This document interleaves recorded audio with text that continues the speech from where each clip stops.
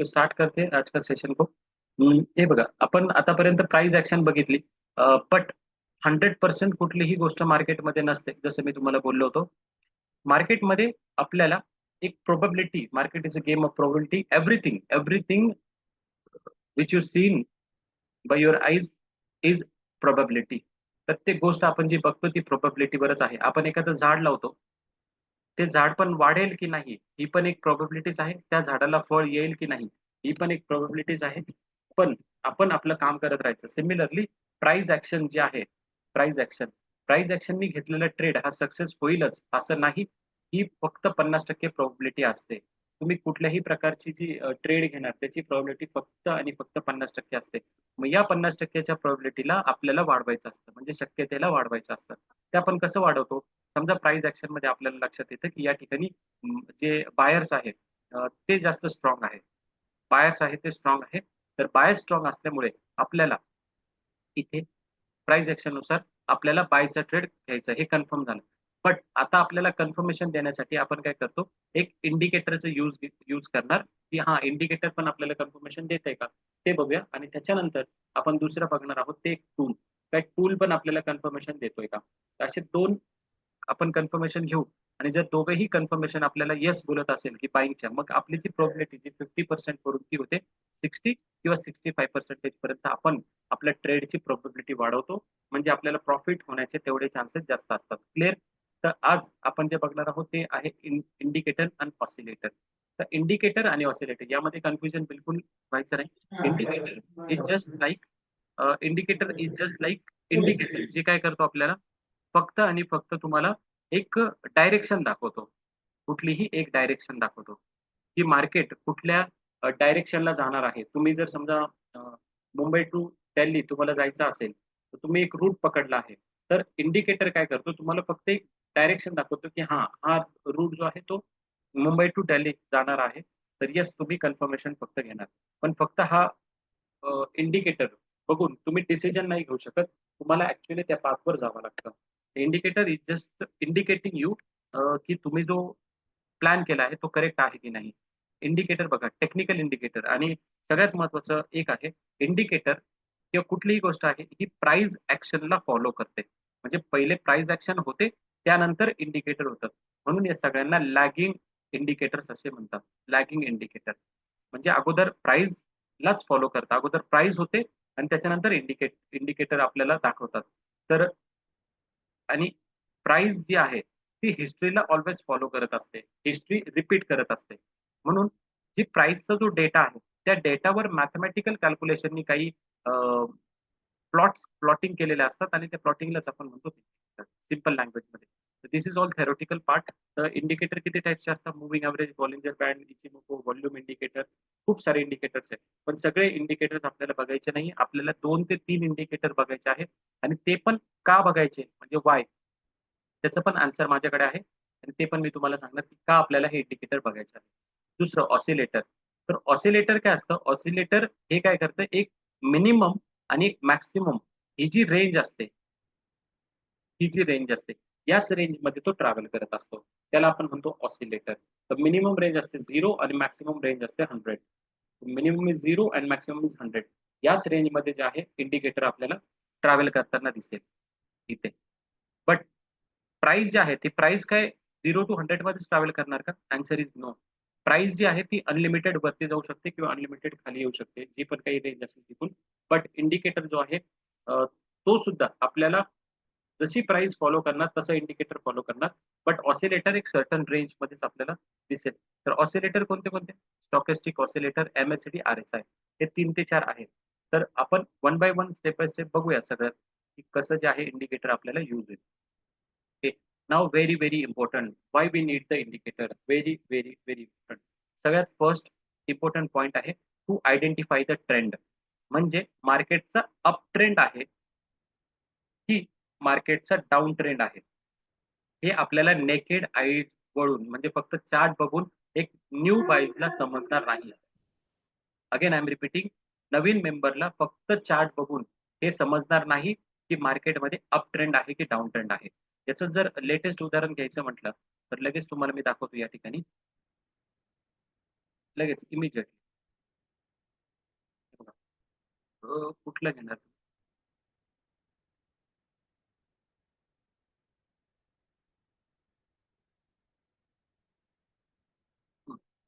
Gold सांगा मला आता कुठलं चाललंय? सांगा. इथून काय दिसतंय गोल्ड? टाइप करा चॅट बॉक्स मध्ये. गोल्ड काय करत चाललाय इथे? इफ यू क्लिअरली ऑब्झर्व, काय कुठलं आहे? हे एक अप ट्रेंडला तुम्हाला दिसणार गोल्ड. एक अप साइडनी मार्केट जातोय. मार्केट एक हायर हाय, हायर हाय बनवत आहे असं तुम्हाला एक इंडिकेशन होतं या डायरेक्शनला. पण मी फक्त थोडीशी टाइम फ्रेम चेंज करतो. मी काय करतो? फक्त एक टाइम फ्रेम चेंज करतो. त्याच्यानंतर तुम्हाला या ठिकाणी गोल्डचा जो अप ट्रेंड अगोदर वाटत होता, तो पूर्णपणे या ठिकाणी असा चेंज झालेला आहे. बघा. बघितलं? म्हणजे फक्त टाईम फ्रेम मी चेंज केली, तर तुम्हाला याच्यामध्ये कन्फ्युजन स्टार्ट होतं. हे जे कन्फ्युजन हे मिटवण्यासाठी म्हणजे टू आयडेंटिफाय द ट्रेंड आपल्याला इंडिकेटरची गरज असते, की नेमकं आता मार्केट कुठल्या डायरेक्शनने आहे आणि कुठल्या डायरेक्शनने आपण आता सध्या जाणार आहोत. किंवा कुठलं डायरेक्शन आता सध्या जे आहे ते चालू आहे. ना? तर त्यासाठी आपल्याला इंडिकेटरची गरज असते. तर नंबर 1 इंडिकेटर आपल्याला गरज असते एक ट्रेंड आयडेंटिफिकेशनसाठी. नंबर 2 इंडिकेटरची गरज असते आपल्याला to identify the momentum of the trend. हा खूप जास्त इम्पोर्टंट पॉइंट आहे. मोमेंटम ऑफ द ट्रेंड म्हणजे मी तुम्हाला सांगतो, की मार्केट एक ब्रेकआउट दिलं फॉर एक्झाम्पल आहे ना. हा एक रेजिस्टन्स असतं. मार्केटने हा ब्रेकआउट दिला इथून. मार्केट वरती ट्रॅव्हल करतोय. बट याच्यामध्ये मोमेंटम आहे का? मोमेंटम म्हणजे काय? ती गाडी, आपली गाडी, ती जर हायवेला आहे, नॅशनल हायवेला जर कार किंवा गाडी जात असेल नॅशनल हायवेला, तर नॅशनल हायवेला गाडीचं स्पीड नेहमी 70 प्लसच तुम्हाला पाहिजे. 70 प्लस. म्हणजे हे काय झालंय कन्फर्मेशन झालं, की तुम्ही हे म्हणू शकता, की हा गाडी एक हाय मोमेंटममध्ये गाडी आहे. एकदम हाय मोमेंटममध्ये गाडी आहे. बट याची जर स्पीड जो आहे तो जर कमी असेल, तर आपल्याला लक्षात येणार नाही, की गाडी जी आहे ते मोमेंटममध्ये आहे की नाही. तर मार्केट जर अप डायरेक्शनला जातोय, तर रिअलमध्ये मार्केटमध्ये मोमेंटम आहे का? हे लक्षात घेण्यासाठी. ऑब्व्हियसली गोष्ट आहे, जर मोमेंटम जास्त असेल, तर टार्गेट आपल्याला लवकर भेटेल. मोमेंटम मार्केटमध्ये कमी असेल, तर टार्गेट आपल्याला कमी मिळेल. मोमेंटमलाच आपण दुसऱ्या एक सिंपल लँग्वेजमध्ये असं म्हणूया, की जर या ठिकाणी मोठ्या-मोठ्या कॅन्डल बनताय, तर तुमचं टार्गेट जे आहे, ते लवकर अचीव्ह होणार आणि तेच जर छोट्या-छोट्या कॅन्डल बनत असतील, छोट्या-छोट्या, तर मात्र तुमचं जे टार्गेट आहे ते अचीव्ह करायला वेळ होणार. टार्गेट अचीव्ह करायला वेळ लागणार. म्हणून एक मोमेंटम आयडेंटिफिकेशनसाठी आपल्याला ते यूज करावा लागतो आणि मोमेंटम आयडेंटिफिकेशनसाठी आपण यूज करतो R-S-I. R-S-I relative strength index. हे सगळ्यात म्हणजे वर्ल्डमध्ये सगळ्यात जास्त पॉप्युलर हे इंडिकेटर वापरलं जातं, ज्या ठिकाणी तुम्ही मोमेंटम आयडेंटिफिकेशन करतो आणि ट्रेंड आयडेंटिफिकेशनला जे पण काही इंडिकेटर वापरतात, त्याला बोलतो आपण मूव्हिंग एव्हरेजेस. मूव्हिंग एव्हरेजेस. तर हे सगळ्यात जास्त पॉप्युलर इंडिकेटर आहे, जे ट्रेंड आयडेंटिफिकेशनला वापरलं जातं. मोमेंटम आयडेंटिफिकेशनला आर-एस-आय हा वर्ल्डमधला सगळ्यात पॉप्युलर इंडिकेटर आहे, तो वापरला जातो. थर्ड अँड सबसे इम्पोर्टंट इंडिकेटर स्ट्रेंथ इंडिकेटर. म्हणजे मार्केट वरती जाताना तर तुम्हाला दिसते ग्रीन कलरची कॅन्डल. बट ही जी ग्रीन कलरची कॅन्डल आहे, या ग्रीन कलरमध्ये बायर्स किंवा सेलर हे दोघंही समजा ग्रीन कलरची कॅन्डल आहे, तर बायर इंटरेस्टेड आहे का? बायर इंटरेस्टेड आहे का? जर ग्रीन कॅन्डल बनते आणि बायर जर इंटरेस्टेड असतील, तरच आपण त्या ठिकाणी प्रॉफिट बनवू शकतो. आता बायर इंटरेस्टेड आहे की नाही, हे आपल्याला कसं समजणार? ते आपल्याला लक्षात येतं, की strength of the candle. Strength. त्या कॅन्डलची स्ट्रेंथ कशी आहे? म्हणजे त्या ठिकाणी किती लोकं इंटरेस्टेड आहे, तो मार्केटला वरती घेऊन जाण्यासाठी. मग ही जी कन्सेप्ट आहे, आपण ती लक्षात घेतो स्ट्रेंथ मधून आणि ते इंडिकेटर जे असतात त्याला म्हणतो आपण व्हॉल्यूम. तर थर्ड आणि सबसे इम्पोर्टंट आपण जे स्ट्रेंथ इंडिकेटर वापरतो ते आहे व्हॉल्यूम. आणि फोर्थ आपल्याला ट्रेड जो आपण घेतो तो एंट्री किंवा एक्झिट म्हणजे तो प्लॅनसाठी आपण घेतो. त्याच्यासाठी वापरतात आणि ट्रेडला कन्फर्मेशन करण्यासाठी आपण जे आहे इंडिकेटर वापरत असतो. क्लिअर सगळ्यांना? काही डाऊट आता why we need the indicator? Then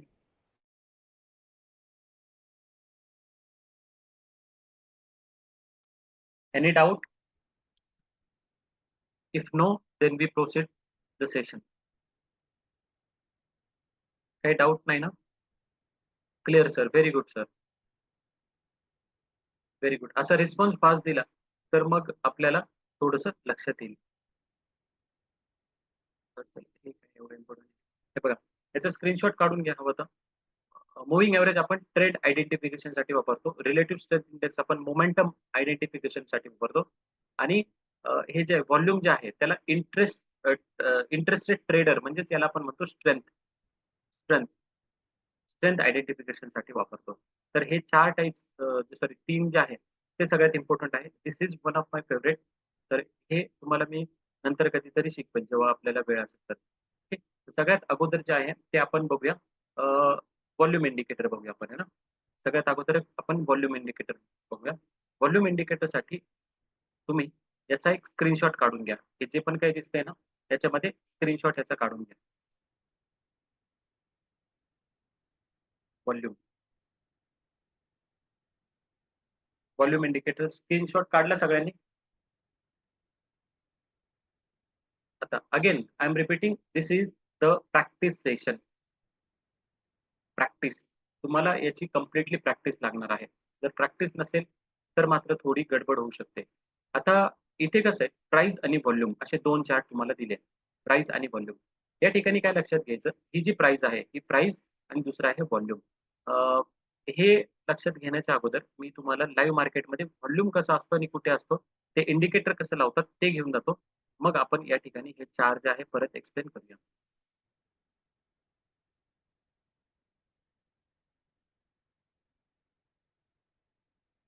just minute.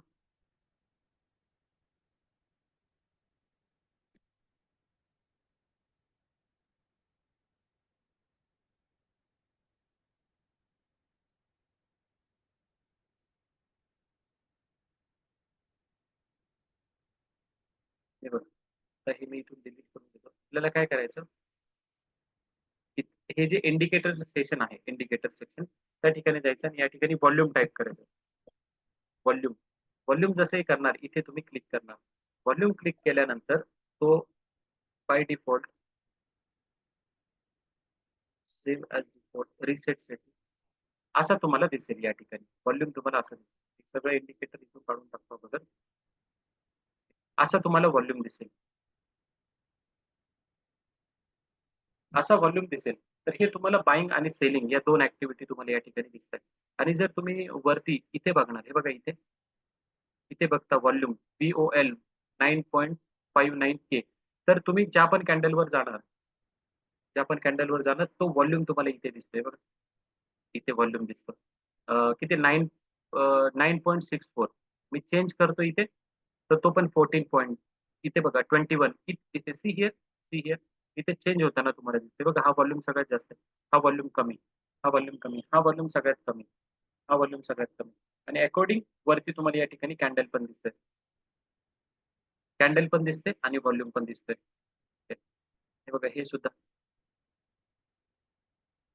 जसं-जसं मी क्लिक करत जाणार, तसं-तसं तुम्हाला या ठिकाणी कॅन्डल आणि व्हॉल्यूम, कॅन्डल आणि व्हॉल्यूम, कॅन्डल आणि व्हॉल्यूम असं या ठिकाणी तुम्हाला दिसत जाईल. ठीक. हा इम्पोर्टंट आहे व्हॉल्यूम. नाऊ या ठिकाणी 2 ते 3 गोष्टी आपल्याला व्यवस्थित लक्षात घ्यायच्या. सगळ्यात अगोदर तुम्ही इथे सेटिंगमध्ये जायचं व्हॉल्यूमला. सेटिंगमध्ये गेल्यानंतर इथे इनपुट्स आहे. इथे 20 च्या ऐवजी तुम्ही 50 करा. 50 आणि त्यानंतर 50 करून त्यात असं कलरमध्ये लाईन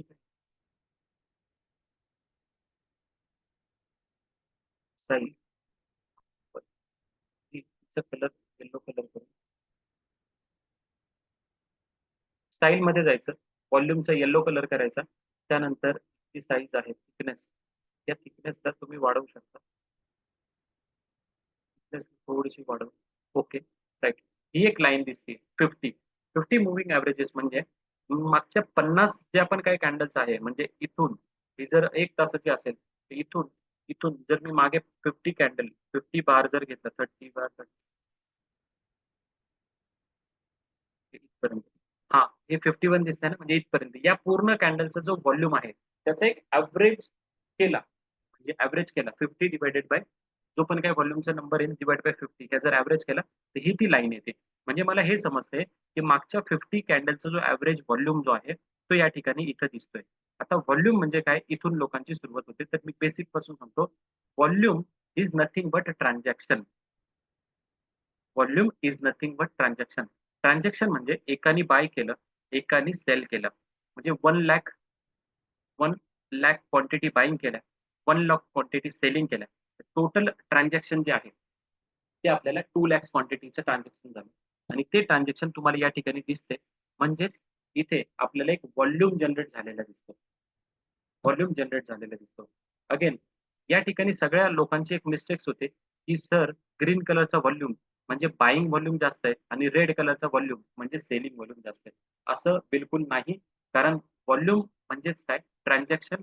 आणि ज्यावेळेस एखादा बाय करतो, तेव्हा एखादा सेल करतो. आणि म्हणूनच त्या ठिकाणी एक व्हॉल्यूम जो आहे तो जनरेट होत असतो. म्हणून व्हॉल्यूम जो आहे हा कधीच बायिंग सेलिंगचा नसतो. Volume is just a volume आणि volume is just a transaction. Volume फक्त एक ट्रान्झॅक्शन असतो. त्या ट्रान्झॅक्शनवरून आपल्याला हे समजतं, की लोकांचा किती इंटरेस्ट आहे मार्केटला घेऊन जाण्याच्या आतमध्ये. त्याच्या 4 केस आहेत. चारीच्या चारी केस केस मी तुम्हाला समजून सांगतो. बट त्याच्या अगोदर आपल्याला काय करायचं, व्हॉल्यूमवर डबल क्लिक करायची. हा ग्रोइंग व्हॉल्यूम आणि फॉलिंग व्हॉल्यूम जो आहे, या दोघांनाही आपण एक तुम्हाला जो पण काही कलर आवडतो, तो कलर आपण देणार. त्याचं रिझन काय असेल? हा एक कलर देण्याचं रिझन काय आहे? बिकॉज व्हॉल्यूम काय सेलिंगचा व्हॉल्यूम अलग आणि बायिंगचा व्हॉल्यूम वेगळा असं काही नसतं. Volume is just a transaction. म्हणून आपल्याला तो एक सेम डायरेक्शन करायचा आहे. क्लिअर? हे 2-3 पॉइंट आपण लक्षात घ्या. जर व्हॉल्यूम ही जी पर्टिक्युलरली लाईन आहे, या लाईनच्या वरती असेल, तर आपण असं म्हणणार, की मार्केटमध्ये व्हॉल्यूम जो आहे तो चांगला आहे, व्हॉल्यूम वरती आहे. जर त्या पर्टिक्युलर लाईनच्या जर खाली असेल इथे, तर आपण असं म्हणणार, की व्हॉल्यूम जो आहे तो कमी आहे. ते या लाईनच्या खाली जर असेल तर व्हॉल्यूम कमी आहे आणि या लाईनच्या वरती जर असेल, तर आपण म्हणू, की व्हॉल्यूम जास्त आहे. कंप्लीटली. Clear everything? व्हॉल्यूम या लाईनच्या वरती तर आपण म्हणणार, की व्हॉल्यूम जास्त आहे आणि लाईनच्या खाली तर आपण म्हणणार, की व्हॉल्यूम जो आहे तो कमी आहे. Now very, very important part. आपण ज्या 4 केसेस बघितल्या होत्या, त्या 4 केसेस आपण दाखवतो. पण तत्पूर्वी तुम्हाला मी इथे फक्त एक इंडिकेशन या ठिकाणीच गोल्डच्या ठिकाणीच तुम्हाला ते सगळ्या गोष्टी बघायला भेटेल आणि आपण 1-2 एक्झाम्पल बघूया. 1 ते 2 एक्झाम्पल आपण बघूया. स्क्रीन बघा प्रॉपर दिसते का?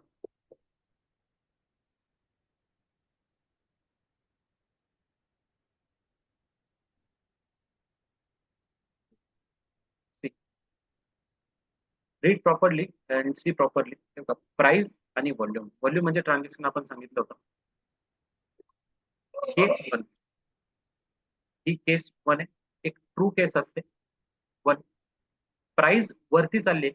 प्राइस कंटिन्युअसली वरती जाते. ते प्राइस असं कंटिन्युअसली असं हायर हाय बनवत जाते आणि व्हॉल्यूम पण हायर हाय बनवत जातोय. याचा अर्थ काय? की ही जी प्राइस आहे, ही प्राइस व्हॉल्यूमला सपोर्ट करते. म्हणजेच प्राइस जी आहे ती त्याच्यामध्ये इंटरेस्ट जास्त आहे लोकांना. प्राइसला वरती नेण्यामध्ये लोकांचा इंटरेस्ट जास्त आहे. हे सिंपल याच्यावरून लक्षात येते आपल्याला. कशावरून लक्षात येते? की जेव्हा प्राइस पण वरती जात आहे आणि व्हॉल्यूम पण वरती जात आहे. म्हणजे व्हॉल्यूमच्या कॅन्डल ज्या आहेत त्या अशा बनतात. प्रत्येक जी तासाची किंवा मिनिटाची किंवा सेकंदाची कॅन्डल आहे, व्हॉल्यूम असा बनत जातो. जे व्हॉल्यूम वाढतोय आणि प्राइस पण अशी वाढते. तर आपण काय म्हणणार, की ही जी आहे ट्रू केस आहे आणि असं आपल्याला पाहिजे. हीच सेम कंडिशन पाहिजे आपल्याला. ज्यावेळेस आपल्याला बायिंग करायची असते तर. आता ही केस नंबर फर्स्ट. केस नंबर 2 काय? याच्याच अपोझिट. प्राइस तर वरती जाते, बट लोकांना इंटरेस्ट नाहीये प्राइसला वरती घेऊन जाण्यासाठी. म्हणून ते प्राइस जे आहे ती व्हॉल्यूम जो आहे तो खाली डिक्रीजिंग होत जातोय. म्हणजे हा जो अप ट्रेंड जो चाललेला आहे, त्याच्यामध्ये काही स्ट्रेंथ नाहीये. त्याच्यामध्ये काय नाहीये, एक स्ट्रेंथ नाहीये आणि स्ट्रेंथ नसेल म्हणजे ते कधीही वरती जाऊन परत खाली या ठिकाणी येऊ शकतं. म्हणून आपल्याला सेकंड इम्पोर्टंट फॅक्टर जो आहे, त्याला आपण म्हणतो प्राइस आणि व्हॉल्यूम म्हणजे केस 2 सेकंड नंबरची केस झाली. सिमिलरली जर जर प्राइस खाली येते आणि व्हॉल्यूम वाढत चाललेला आहे, तर म्हणजे जो काय आहे, ही price down trend supported by the volume. Look for the short entry. Look for the short entry. म्हणजेच काय, जर व्हॉल्यूम जो आहे, तो मार्केट खाली येतंय आणि व्हॉल्यूम पण व्हॉल्यूमवर जर वाढत चाललेला असेल, तर आपण हे म्हणू शकतो, की लोकांना मार्केटला खाली नेण्यामध्ये इंटरेस्ट आहे. ते लोकं सेलिंगच्या साइडनी प्रेफरन्स देत आहेत. म्हणून मार्केट या ठिकाणी खाली येत आहे. Clear everything. अँड याची फोर्थ केस, प्राइस तर खाली येते, पण या ठिकाणी जो व्हॉल्यूम जो आहे तो खाली खाली यायला लागला, म्हणजे व्हॉल्यूम जो आहे तो डिक्रीजिंग व्हायला लागला. आणि ही जी केस असते या केसला आपण म्हणतो या ठिकाणी ही जी आहे ही फोर्थ केस आहे. अशा वेळेस तुम्हाला वेट करायचा असतो. कधी कशाचा वेट करायचा, की जोपर्यंत तुम्हाला रिव्हर्सल सापडत नाहीये तोपर्यंत. जर तुम्हाला रिव्हर्सल सापडला तर त्या ठिकाणी तुम्ही एक अपोझिट डायरेक्शनच्या ट्रेडमध्ये तुम्ही त्या ठिकाणी बसू शकता. ओके. ओके. तर अशा प्रकारे आपल्याला हे व्हॉल्यूम डायव्हर्जन्स आणि व्हॉल्यूम डायव्हर्जन्स हे आपल्याला लक्षात या ठिकाणी घ्यायचे आहे. म्हणजे ही जी ट्रू केस आहे, ही ट्रू केस आहे, ही आहे फॉल्स केस. आणि याच केसला आपण काय म्हणतो, व्हॉल्यूम डायव्हर्जन्स. व्हॉल्यूम डायव्हर्जन्स म्हणजे प्राइस तर वरती चालली, पण व्हॉल्यूम खाली गेलाय, म्हणजे डायव्हर्जन्स झालं दोघांचं. इथेही प्राइस तर खाली जाते, इथे प्राइस खाली जाते आणि व्हॉल्यूम पण खाली जातोय. म्हणजे ही पण काय झाली, डायव्हर्जन झाली. पब्लिकला इंटरेस्ट नाहीये. मग अशा केसमध्ये काय होतं, की मार्केट जे आहे ते रिव्हर्सल घ्यायला सुरुवात करतो. मग आपल्याला इथून काय समजते या पूर्ण पॉइंटवरून, की मार्केटमध्ये स्ट्रेंथ आहे का? मग हे कुठे दिसणार? हे मॅक्सिमम तुम्हाला दिसणार एक तर सपोर्टला, किंवा मॅक्सिमम तुम्हाला हे दिसू शकतं रेझिस्टन्सला. जर सपोर्टला मार्केट असेल आणि सपोर्टला मार्केटने ब्रेक केलं आणि breaking candle with proper volume असेल, तर आपण या ठिकाणी म्हणू शकतो, तुम्ही इथे एक बायिंगची अपॉर्च्युनिटी शोधू शकता. आपण त्या ठिकाणी एक बायिंगची अपॉर्च्युनिटी शोधू शकतो. बट याच्याच अपोझिट, जर मार्केटने ब्रेकआउट दिलं आणि जर व्हॉल्यूमच नाहीये त्या ब्रेकआउटला, तर मात्र तो कधीही त्या ठिकाणून एक फॉल होऊ शकतो. त्या ठिकाणी काय होईल, कधीही फॉल तो होऊ शकतो.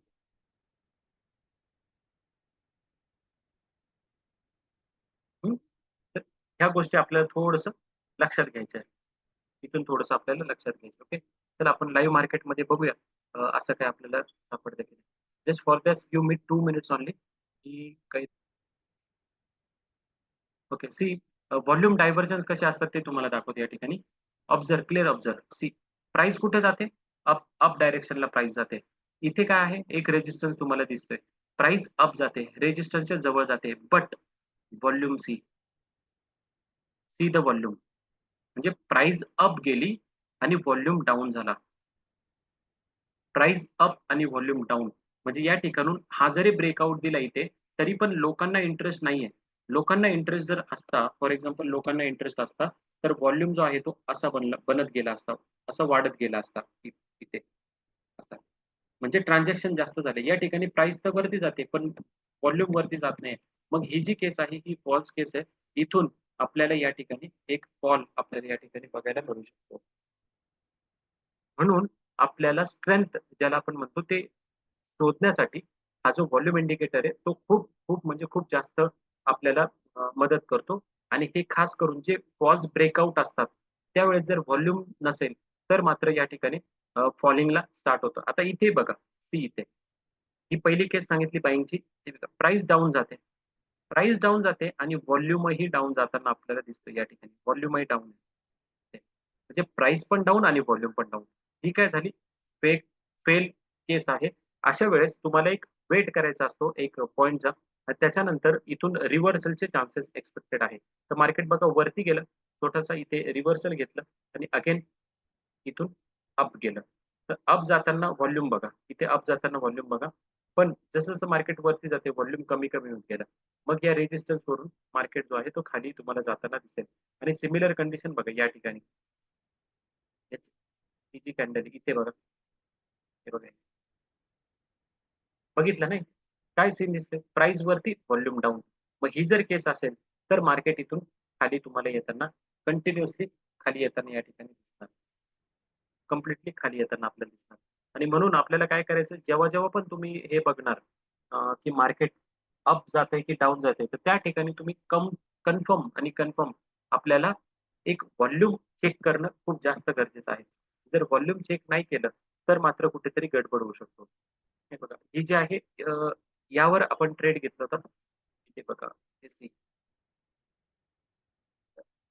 ही बघा, ही कॅन्डल बघा, सॉरी, आणि याचा व्हॉल्यूम बघा. ही कॅन्डल सी, हा व्हॉल्यूम बघा रेड कलरचा.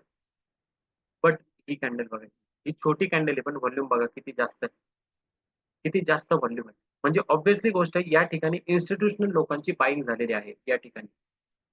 कॅन्डल बघा छोटी पण व्हॉल्यूम इथे काहीच व्हॉल्यूम दिसत नाही. इफ यू क्लिअरली ऑब्झर्व्ह ना एकदम छोटा व्हॉल्यूम आहे, एकदम छोटा व्हॉल्यूम आणि इथे अचानक मध्ये कॅन्डल तर छोटी बनली, पण व्हॉल्यूम मोठा बनला आणि जेव्हा पण व्हॉल्यूम तुम्हाला मोठा बनलेला असेल, त्या ठिकाणी खूप मोठी बायिंग झाली हेच प्रिडिक्शन होतं. म्हणजे मला जर या ठिकाणी बायिंगचा ट्रेड घ्यायचा असेल, तर ऑब्व्हियसली गोष्ट आहे हा जो हाय मार्केटने मारलेला होता या ठिकाणी, या हायच्या वरती गेलो आणि हा छोटासा स्टॉप लॉस घेऊन म्हणजे हा एवढा असेल आणि इथून वरती मी ट्रेड घेऊ शकतो फक्त आणि फक्त व्हॉल्यूमच्या बेसिसवर. व्हॉल्यूमच्या बेसिसवर. व्हॉल्यूमच्या बेसिसवर हे बघा हे व्हॉल्यूमच्या बेसिसवर आणि ही एक इनसाइड बार कॅन्डल बनते. इनसाइड बार कॅन्डल म्हणजे काय? अशी एक फुल कॅन्डल बनते. याला आपण मदर कॅन्डल बोलतो. आणि त्याच्या आतमध्ये छोटे-छोटे बेबी कॅन्डल्स बनतात. ज्यावेळेस पण असा याचा हाय ब्रेक होतो, या कॅन्डलचा हाय ब्रेक होतो, मोर एक्सपेक्टेड की market will go up. Market एक अप डायरेक्शनला या ठिकाणी जाऊ शकतो आणि जर मार्केटने लो ब्रेक केला, तर मार्केट लो डायरेक्शनला जाऊ शकतो. तर हे आपल्याला या ठिकाणी लक्षात घ्यायचं आहे. ओके. नाऊ सी अजून मी खूप सारे एक्झाम्पल तुम्हाला दाखवू शकतो इथे. व्हॉल्यूम डायव्हर्जन्स आपण त्याला म्हणतो. See, इथे व्हॉल्यूम बघा आणि जर हा व्हॉल्यूम बघितला तुम्ही दिस वन, दिस वन बघा इथे C the volume very low volume आणि अचानक, अचानक या ठिकाणी एक व्हॉल्यूम वाढला. अचानक. ज्यावेळेस इथे व्हॉल्यूम वाढला, हा जर हाय ब्रेक केला इथे, हाय जर ब्रेक केला, इथून मी बायिंग ट्रेडसाठी बसू शकतो आणि इथे बघा कंटिन्युअसली व्हॉल्यूम जो आहे तो वाढतच चाललेला आहे. कंटिन्युअसली. मग इथून व्हॉल्यूम कंटिन्युअसली तुम्हाला अप डायरेक्शनला व्हॉल्यूम दिसतंय. अप डायरेक्शनला व्हॉल्यूम दिसतंय. Up direction. प्राइस पण अप आणि व्हॉल्यूम पण अप. याचा अर्थ काय? ही आहे एक ट्रू केस. इथून price supported by the volume. म्हणजे मार्केट इथून वरती जाऊ शकतो आणि मार्केट इथून वरतीच गेलेले. मार्केट इथून असं वरतीच गेलेले कंटिन्युअसली. यालाच आपण व्हीडी म्हणजे आपल्या याच्यामध्ये व्हॉल्यूम डायव्हर्जन्स सेटअप बघतो. हे मोमेंटम बघा, मॉर्निंगचं मोमेंटम. हे किती हा जो 50चा मूव्हिंग एव्हरेज याच्या खाली होतं सगळं इथे मार्केट. बट मॉर्निंगला एकदम हाय मोमेंटम असतं आणि मागच्या काही कॅन्डल ज्या आहेत त्या क्लोज करून इथून मार्केट इथून वरती जाताना तुम्हाला दिसेल. इथे काहीच व्हॉल्यूम नाही. मला सांगा हा एस-एम जो गोल्ड आहे इथून पुढे काय गेला असेल? इथून वरती गेला असेल की खाली आला असेल? तुम्हीच सांगा मला आता. काय होतं? व्हॉल्यूम बघा. या 2 कॅन्डलमध्येच बघा आणि ही कॅन्डल याच्यापेक्षा पण मोठी ही कॅन्डल. ही कॅन्डल किती मोठी पण व्हॉल्यूम बघा. No volume. म्हणजे सेलिंग होते पण इंटरेस्ट नाहीये लोकांना. बट तेच जर तुम्ही इथे बघणार, या कॅन्डलमध्ये जर बघितलं, या ठिकाणी काय होतंय, कॅन्डल छोटी आहे, पण व्हॉल्यूम बघा किती मोठे आहे. आणि 2 कॅन्डलमध्ये व्हॉल्यूम दोघांमध्ये डिफरन्स बघा. ही कॅन्डल बघा इथे किती छोटा व्हॉल्यूम म्हणजे प्राइस खाली येते आणि व्हॉल्यूम वाढत चाललेला आहे. म्हणजे व्हॉल्यूम इज सपोर्टेड म्हणजे लोकांना इंटरेस्ट आहे प्राइसला खाली ओढून घेऊन जाण्यासाठी. म्हणून इथून पुढचे जे आपण बघितलं असेल, मार्केट जे आहे ते इथून खालीच गेलेलं असेल. इथून पुढचे. हे काही स्क्रीनशॉट मी दाखवतो. त्यानंतर आपण लाईव्ह मार्केटमध्ये बघू, काय आपल्याला या ठिकाणी बघायला भेटतं का ते. कधी-कधी इथे जे आहे ते छोटेसे ट्रॅप पण आपल्याला बघायला मिळतात. ते ट्रॅप कसे आहेत? कॅन्डल बघा. म्हणजे हे जरुरी नाहीये, की कॅन्डल मोठी म्हणजे व्हॉल्यूम सुद्धा मोठा. हे जरुरी नाहीये. त्याचं लेटेस्ट एक्झाम्पल इथे बघा. सी कॅन्डल बघा किती मोठी, बट व्हॉल्यूम किती छोटा आहे. इथे बघा कॅन्डल बघ किती छोटी, बट व्हॉल्यूम किती मोठा आहे. कॅन्डल एवढी आणि व्हॉल्यूम इतका मोठा. हं. कॅन्डल केवढी, व्हॉल्यूम केवढा. या ज्या 2 आहे म्हणजे जरुरी नाहीये, की कॅन्डल जर मोठीच असेल, तर व्हॉल्यूमही मोठा असेल, असं बिलकुल जरुरी नाही. आपण काय करूया अजून 1-2 एक्झाम्पल बघू. नंतर लाईव्ह मार्केटमध्ये बघू आपण. काही आपल्याला सिमिलरली व्हॉल्यूम आणि कॅन्डलचं डायव्हर्जन्स आहे. तर माझे जे जास्तीत जास्त ट्रेड जे आहेत, ते मी अशाच प्रकारे बघत असतो.